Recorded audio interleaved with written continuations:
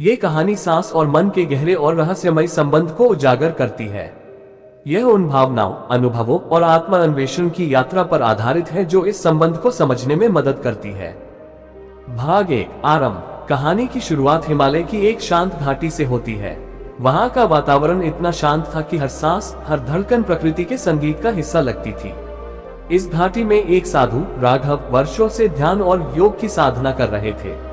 उनके शिष्य अरुण, एक युवा लड़का, सांस और मन के गहरे रहस्यों को समझने के लिए उनके पास आया। अरुण की आंखों में जिज्ञासा थी, लेकिन उसका मन बेचैन और विचारों से भरा हुआ था। राघव ने मुस्कुराते हुए कहा, अरुण, क्या तुमने कभी सोचा है कि हमारी सांस और मन का आपस में कैसा संबंध है? अरुण ने सिर हिलाते हुए कहा, गुरुजी, मैंने सुना है कि सांस मन को शांत कर सकती है, लेकिन इसे महसूस करना अभी तक मेरे लिए संभव नहीं हुआ है।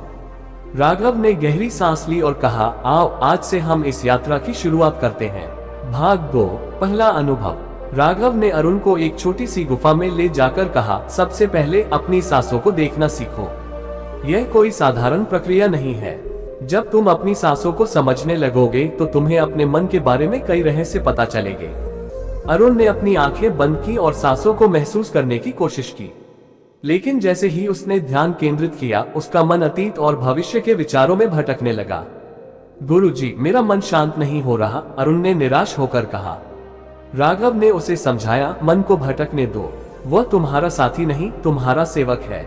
तुम अपनी सांस पर ध्यान केंद्रित करो, धीरे धीरे तुम्हारा मन भी अनुशासन सीख जाएगा। 3 सांस का जादू। कुछ दिनों के अभ्यास के बाद अरुण ने महसूस किया कि उसकी सांसों की गति उसके मन की स्थिति के अनुसार बदलती है। जब वह तनाव में होता तो उसकी सांस तेज और उथली हो जाती, लेकिन जब वह शांत होता तो उसकी सांस धीमी और गहरी हो जाती। एक दिन ध्यान के दौरान अरुण ने अचानक महसूस किया कि जैसे उसकी सांस और मन एक हो गए हों। उसे एक अद्भुत शांति का अनुभव हुआ। यह अनुभव इतना गहरा था कि वह अपनी सांस के हर आने जाने को प्रकृति के साथ जुड़ा हुआ महसूस कर रहा था। योजक चिन्ह, योजक चिन्ह, योजक चिन्ह। भाग 4 शांति स्थायी नहीं थी। कुछ दिनों बाद अरुण को फिर से बेचैनी और उथल पुथल का सामना करना पड़ा। उसने राघव से इसका कारण पूछा। राघव ने कहा, सांस और मन का संबंध तरल और चंचल है। जब तक तुम अपने मन को पूरी तरह से समझ नहीं लेते, तब तक ये चक्र चलता रहेगा। सांस तुम्हारा साधन है और मन तुम्हारा लक्ष्य। जब तुम सांस के सहारे मन को स्थिर करोगे तो तुम सच्चे आत्म साक्षात्कार की ओर बढ़ोगे। योजक चिन्ह, योजक चिन्ह, योजक चिन्ह। भाग 5 आत्म अन्वेषण की यात्रा। अरुण ने वर्षों तक साधना की। उसने पाया कि सांस न केवल मन को शांत करती है, बल्कि यह मन के हर कोने को उजागर करती है। वह समझ गया कि जब तक हम अपनी सांसों को गहराई से नहीं समझते, तब तक हम अपने मन को नहीं जान सकते। उसने महसूस किया कि सांस और मन का संबंध सिर्फ शारीरिक और मानसिक प्रक्रिया नहीं है, यह आत्मा के साथ जुड़ने का माध्यम है। योजक 6 शांति की प्राप्ति। आखिरकार अरुण ने उस अवस्था को प्राप्त किया जहां सांस और मन में कोई द्वंद्व नहीं रहा। उसने महसूस किया कि मन को नियंत्रित करने का असली तरीका उसकी सांसों के माध्यम से है। वो हर सांस के साथ वर्तमान में जीने लगा। उसने राघव से कहा, गुरुजी, अब मैं समझ गया हूँ कि सांस और मन का संबंध हमें हमारे असली स्वरूप तक ले जा सकता है। ये संबंध इतना गहरा और व्यापक है कि इसे शब्दों में व्यक्त करना असंभव है। निष्कर्ष, ये कहानी केवल अरुण की नहीं है, बल्कि हर उस व्यक्ति की है जो अपने मन और आत्मा को समझने की यात्रा पर निकलता है। सांस और मन का संबंध हमें इस बात का एहसास कराता है कि हम केवल शरीर नहीं हैं, हम अनंत चेतना हैं। इस कहानी का सार यही है कि सांस और मन का तालमेल हमें जीवन की हर चुनौती को शांति और संतुलन से स्वीकार करने की शक्ति देता है। कहानी सांसों का संगीत। भाग 1 शहर की भागदौड़।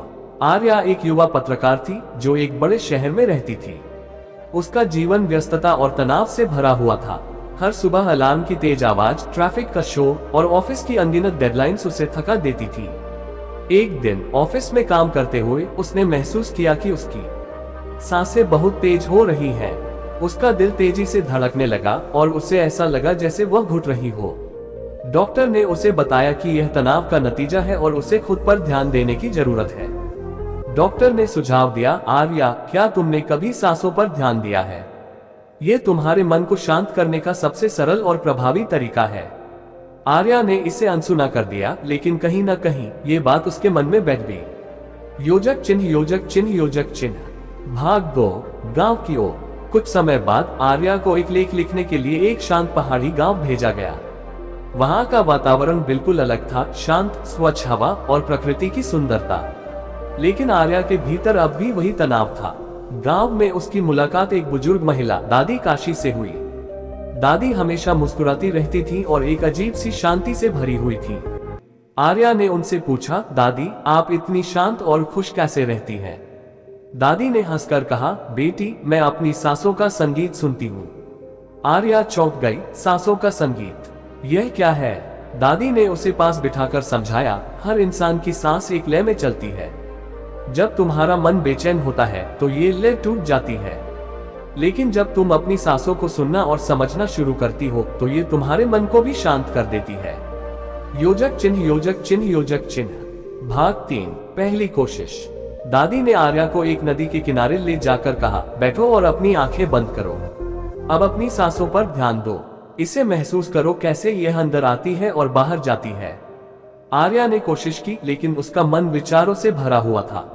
उसे अतीत की यादें, भविष्य की चिंताएं और अधूरे काम याद आने लगे। उसने झुंझलाकर कहा, दादी ये बहुत मुश्किल है, मेरा मन शांत नहीं होता। दादी मुस्कुराई और बोली, मन को शांत करने के लिए धैर्य चाहिए। सांसों को जब तक नहीं समझोगी तब तक मन को शांत करना असंभव है। भाग 4 सांसों का रहस्य। अगले कुछ दिनों में आर्या ने दादी के निर्देशों का पालन करना शुरू किया। उसने पाया कि जब वह अपनी सांसों पर ध्यान देती है तो उसके मन के विचार धीमे हो जाते हैं। उसने महसूस किया कि जब वह गहरी सांस लेती है तो उसका शरीर और मन दोनों हल्के हो जाते हैं। एक दिन ध्यान करते हुए उसने अचानक महसूस किया कि उसकी सांसें सिर्फ एक शारीरिक प्रक्रिया नहीं है, वे उसके भीतर छिपी हर भावना को उजागर करती हैं। उसने पाया कि जब वह गुस्से में होती है तो उसकी सांस तेज होती है, जब वह उदास होती है तो सांसें भारी हो जाती हैं, लेकिन जब वह खुश होती है तो सांसें लयबद्ध और हल्की हो जाती हैं। भाग 5 नई शुरुआत। गांव में बिताए गए दिनों ने आर्या को बदल दिया। उसने अपनी सांसों के साथ जीना सीख लिया था। शहर लौटने पर उसने अपने काम और जीवन के प्रति नया नजरिया अपनाया। जब भी उसे तनाव महसूस होता वह कुछ पल अपनी सांसों पर ध्यान केंद्रित करती। कुछ महीनों बाद आर्या ने महसूस किया कि वह पहले से ज्यादा शांत, स्थिर और खुश रहने लगी थी। उसने अपनी सांसों के संगीत को समझ लिया था। भाग 6 एक नई रोशनी। आर्या ने अपने अनुभवों को एक लेख के रूप में लिखा।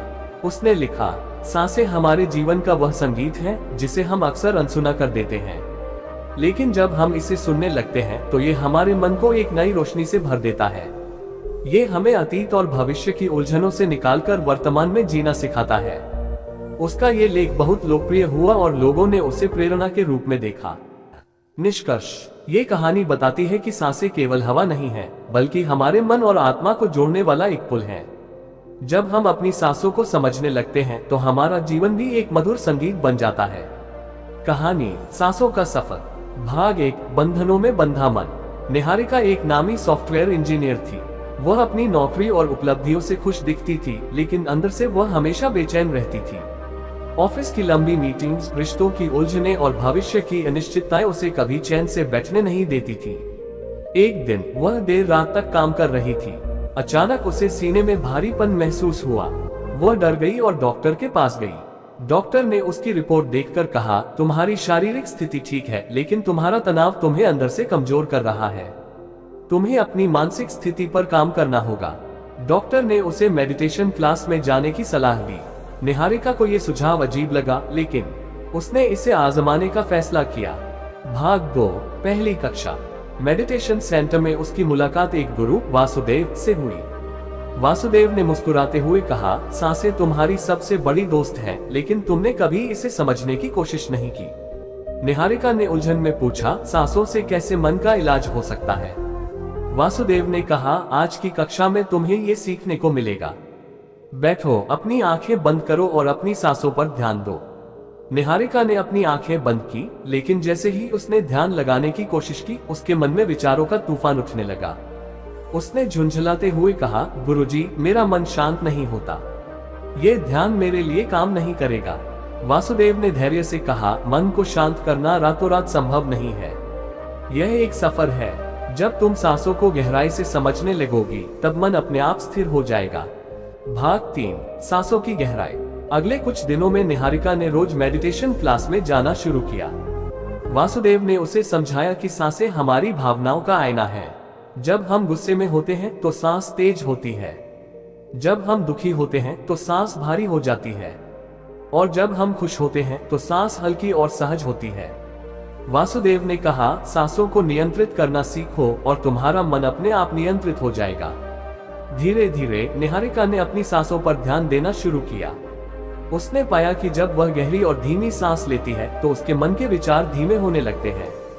भाग 4, एक अनूठा अनुभव। एक दिन मेडिटेशन करते समय निहारिका ने महसूस किया कि जैसे उसकी सांसें और मन एक लय में चल रहे हों। उसने अपनी अंदरूनी बेचैनी को पहली बार शांत होते हुए महसूस किया। उसने अपनी आंखें खोली और गुरुजी से कहा, आज पहली बार मैंने महसूस किया कि मेरी सांसें मुझे सुकून दे सकती हैं। यह अनुभव मेरे लिए अद्भुत था। वासुदेव ने कहा, यही तो सांसों का जादू है। ये तुम्हें वर्तमान में ले आती है।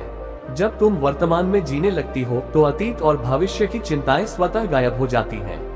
भाग 5, जीवन में बदलाव। निहारिका ने अब अपनी दिनचर्या में सांसों पर ध्यान देने की आदत डाल ली। जब भी वह तनाव में होती तो कुछ गहरी सांसें लेकर खुद को शांत कर लेती। उसने पाया कि उसकी कार्यक्षमता बढ़ गई है, रिश्ते बेहतर हो गए हैं और वह छोटी छोटी खुशियों का आनंद लेने लगी है। एक दिन उसने वासुदेव से पूछा, गुरुजी, क्या सांसें सच में हमारे जीवन को बदल सकती हैं? वासुदेव ने मुस्कुराते हुए कहा, सांसें जीवन का आधार है। जब तुम इन्हें समझ लेती हो तो जीवन का हर पहलू बेहतर हो जाता है। सांसें केवल हवा नहीं है, ये तुम्हारी आत्मा से जुड़ने का माध्यम है। भाग 6, निहारिका का संदेश। कुछ महीनों बाद निहारिका ने अपने अनुभवों को साझा करने के लिए एक कार्यशाला आयोजित की। उसने बताया, सांसें हमें हर पल ये सिखाती हैं कि जीवन में क्या महत्वपूर्ण है। जब हम अपनी सांसों को समझने लगते हैं तो हमारे अंदर की हर उलझन सुलझने लगती है। ये हमें वर्तमान में जीना सिखाती हैं। उसकी कहानी सुनकर कई लोगों ने मेडिटेशन की शुरुआत की। निहारिका अब एक नई प्रेरणा के साथ जी रही थी, अपने अनुभवों से दूसरों की मदद करना। निष्कर्ष, सांस और मन का ये सफर हमें सिखाता है कि जीवन में जितनी उलझनें हैं, उनके समाधान हमारे भीतर ही छिपे हैं। सांसें केवल एक शारीरिक क्रिया नहीं है, ये हमारे मन और आत्मा का मार्गदर्शन करने वाली सबसे गहरी शक्ति है। जब हम इसे समझने लगते हैं तो जीवन एक सुंदर और संतुलित यात्रा बन जाता है। अगर आपको ये कहानी और इसके संदेश पसंद आए तो इसे लाइक करें, शेयर करें और हमारे चैनल को सब्सक्राइब करना न भूलें।